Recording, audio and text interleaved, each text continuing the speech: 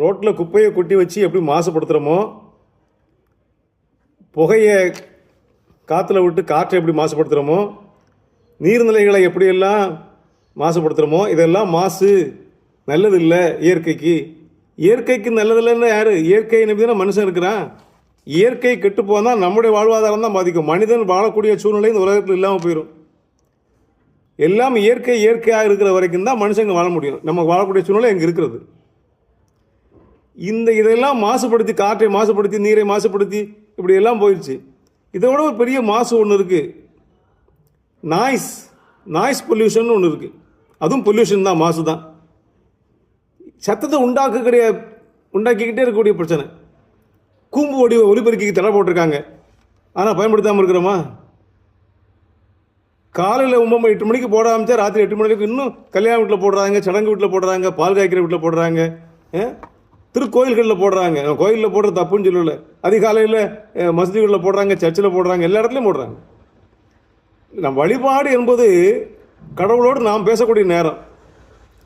அது மற்றவங்களுக்கு தெரியணும்னு அவசியம் இல்லையே. அதை மைக்கில் கட்டி வெளியே ரோட்டில் அடிக்கணும்னு அவசியம் இல்லையா? அப்போது பொதுவாக தானே போகுது அது. இவன் கோயிலுக்குள்ளே போகிறான், சர்ச்சுக்குள்ளே போகிறான், மசூதிக்குள்ளே போகிறான், என்ன பேசினான்னு நமக்கு தெரியவில்லையே. கடவுளோடு பேசுவது எப்படின்னு தெரியலையே நமக்கு. ரகசியமாக நடக்குது என்று அவன் நினைக்கணும்.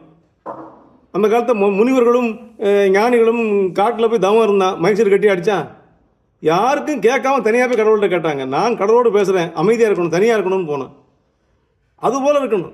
கோயிலில் மைக் கட்டுறது, இந்த வழிபாட்டு நிலையங்களில் மைக்கை கட்டுறதுலாம் ரொம்ப தப்பானது. அதே போல் இப்போ இன்னொரு பழக்கம் இருக்குது.